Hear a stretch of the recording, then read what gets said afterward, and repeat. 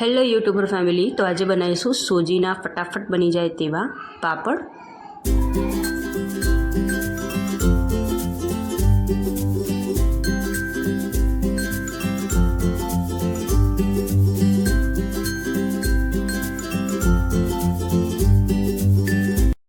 તો સોજીના પાપડ બનાવવા માટે પહેલાં તો આપણે પાણી ગરમ કરવા માટે મૂકીશું। તો કોઈ પણ એક વસ્તુનું માપ રાખવાનું છે આપણે। તો મેં અહીંયા એક વાડકીનું માપ રાખ્યું છે।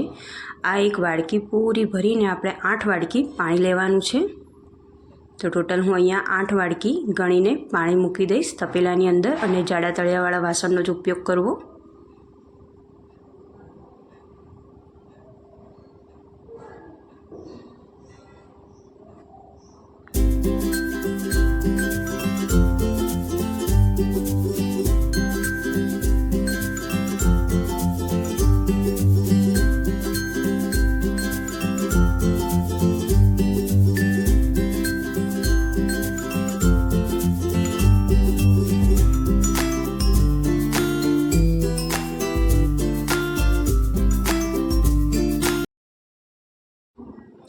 તો ટોટલ મેં અહીંયા 8 વાડકી પાણી લઈ લીધું છે।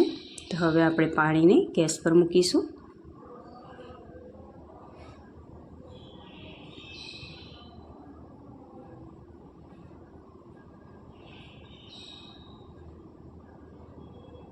જો એક વાડકી સોજી છે, એકદમ ઝીણી સોજી નથી, જે નોર્મલ સોજી આવતી હોય છે, મોટી સાઈઝની જ છે સોજી।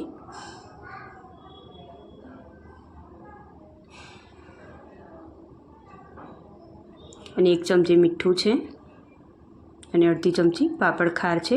પાપડ ખાર આરામથી કરિયાણાની દુકાનમાં મળી જ રહેતું હોય છે। પાપડ ખારની જગ્યાએ તમે મીઠા સોડાનો પણ ઉપયોગ કરી શકો છો। તો હવે પાણીની અંદર આપણે 1 ચમચી મીઠું નાખી દઈશું, અને અડધી ચમચી આપણે પાપડ ખાર નાખી દઈશું। પાપડ ખારથી પાપડ ફૂલશે સરસ। હવે આ પાણીને આપણે ગરમ થવા દઈશું। આપણે આ પાણી એકદમ નોર્મલ જ ગરમ કરવાનું છે। આપણે આંગળી નાખી અને બિલકુલ બળે ન એ રીતનું જ આપણે પાણી ગરમ કરીશું। બહુ વધારે ઉકાળવાનું નથી પાણીને।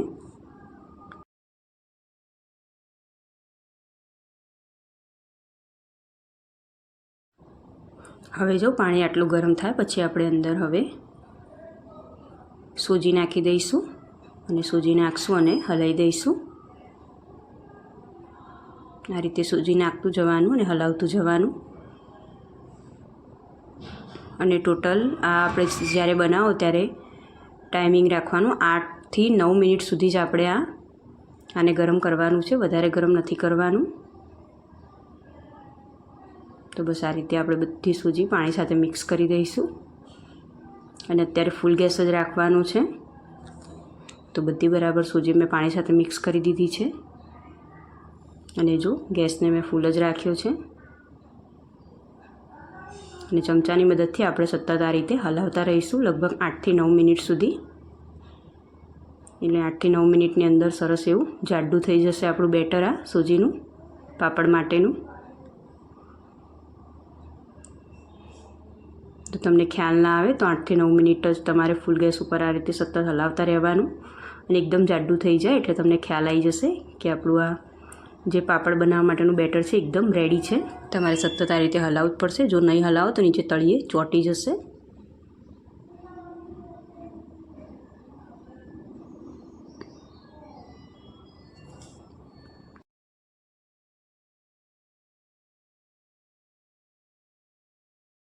હલાવતા 5-1 મિનિટ જેટલો સમય થઈ ગયો છે। તો જો હવે જાડું થવા લાગ્યું છે।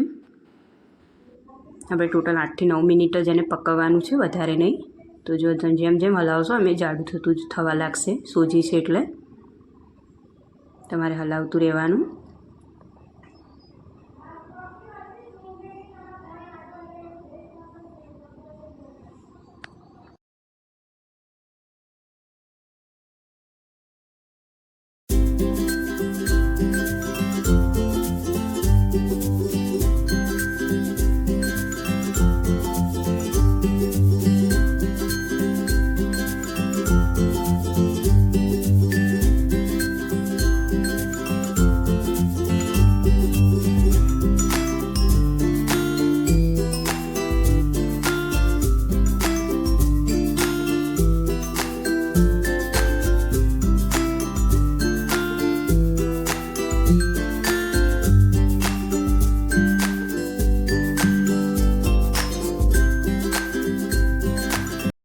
અહીંયા મેં જીરું એડ કર્યું છે હાથથી મસળીને અને હલાવી દઈશ વ્યવસ્થિત. અને આ પાપડ આપણે લગ્ન પ્રસંગમાં ખાતા હોય એ રીતનો ટેસ્ટ આવશે તમે આ પાપડ ખાશો એટલે, અને સ્પીડમાં બની જાય છે. અહીંયા મેં કાળા મરીનો પાવડર એડ કર્યો છે. આનાથી ટેસ્ટ વધી જાય છે પાપડનો. જો તમારે આ સ્કીપ કરવું હોય તો કરી શકો છો. એકલા જીરા મીઠાવાળા બનાવવા હોય તો બની શકે છે. કાળા મરીનો પાવડર નાખી અને એને હું વ્યવસ્થિત હલાવી દઈશ.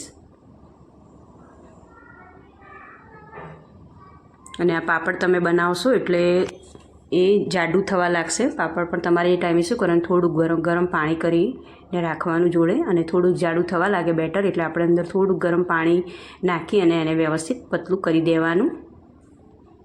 તો જો અત્યારે તો બરાબર છે પાપડ બનાવવા માટેનું આ બેટર આપણું. તો જો આ પ્લાસ્ટિક શીટ મેં અહીંયા ઘરમાં જ પાથરી છે. ત્યારે આને પહેલાં આપણે તડકામાં નથી સૂકવવાના. તો જો આ રીતે એકદમ ગોળ તમારે બનાવવા હોય તો આ રીતે બંગડીનું માપ લઈ લેવાનું. તો મેં અહીંયા બંગડી મૂકી દીધી છે અને બંગડીની અંદર જ જો આ બેટરને આ રીતે હું પાથરી દઈશ એટલે વ્યવસ્થિત બધા જ એક સરખા પાપડ બને ગોળ.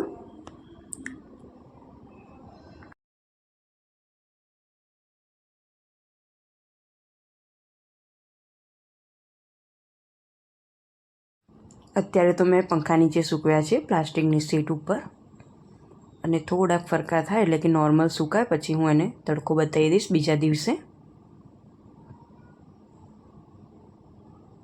એટલે આ પાપડ જો આ રીતે બધા બનાવી દેવાના છે. તો જો સૂજીના પાપડનું જે બેટર છે થોડુંક મને થીક લાગ્યું, એટલે કે થોડુંક જાડું લાગ્યું. એટલે એક બોટલમાં હું થોડું ગરમ પાણી ભરીને લાવી હતી. તે અંદર મેં એડ કર્યું છે, લગભગ 2 મોટી ચમચી ભરીને એડ કર્યું અહીંયા ગરમ પાણી. એ પાણી નાખી અને હું હવે હલાવી દઈશ. એટલે આપણે થોડુંક નોર્મલ બેટર જે આપણું થોડુંક પતલું થઈ જાય, બહુ જાડું થઈ ગયું હતું એટલે થોડુંક મેં પતલું કર્યું એને. જો આ રીતનું કરી દીધું. તો અત્યારે મેં ઘરમાં પંખા નીચે જ આને સૂકવ્યા છે. તો એક વાડકી સૂજીમાંથી 100થી ઉપર જેટલા પાપડ મારે નાની સાઈઝના રેડી થઈ ગયા હતા, અને સ્પીડમાં બની જાય છે. કોઈ ઝંઝટનું કામ નથી આમાં, અને ટેસ્ટમાં બહુ સરસ બને છે. તો 3 થી 4 કલાક પછી જો આ રીતે હું પલટાવી દઈશ. અને આ પાપડ બનાવો ત્યારે પ્લાસ્ટિક શીટનો જ ઉપયોગ કરવો. કોટનના કપડામાં કે બીજા કોઈ કાપડમાં તમે ના પાથરતા આને, નહીં તો આવી રીતે પલટાવશો એટલે તમને થોડીક ફટાફટ નહીં નીકળે, અને પ્લાસ્ટિક હશે તો વ્યવસ્થિત નીકળી જશે આરામથી. તો જો આ રીતે બધા હું પલટાવી દઈશ.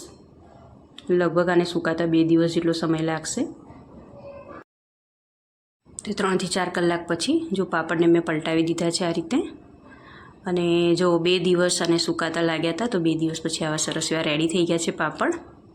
આપણે એક પરફેક્ટ માપ જ રાખવાનું આ પાપડનું. અને આ પાપડના માપમાં 1 વાડકી સૂજી હોય તો એની સામે 8 વાડકી પાણી લેવાનું છે, 1 ચમચી મીઠું છે અને અડધી ચમચી પાપડ ખારનો ઉપયોગ કરવાનો છે. અને આપણે એને જ્યારે બનાવો ત્યારે 8 મિનિટ જેટલો સમય 8 મિનિટ જેટલું જ આપણે એને ચડવા દેવાનું છે ફૂલ ગેસ ઉપર. અને રેડી થઈ જાય છે આપણું બેટર સૂજીના પાપડ માટેનું. તો જો હું તમને તળીને બતાવી દઉં તો જો આ રીતના રેડી થઈ જશે પાપડ, અને ખાવામાં પણ બહુ ટેસ્ટી લાગે છે. જો તમે આ રીતે ના બનાવ્યો તો ચોક્કસથી તમે આ રેસીપી જોઈને બનાવવાનો ટ્રાય કરજો, તમને પસંદ આવશે જ.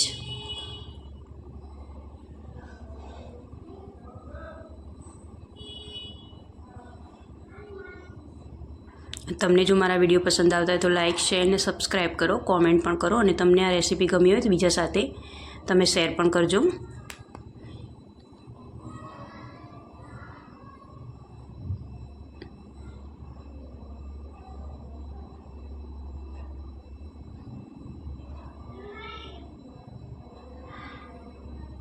તો બસ રેડી છે પાપડ. તો ચલો મળીએ એક નવા વિડીયોમાં. ત્યાં સુધી આવજો. જય શ્રી કૃષ્ણ.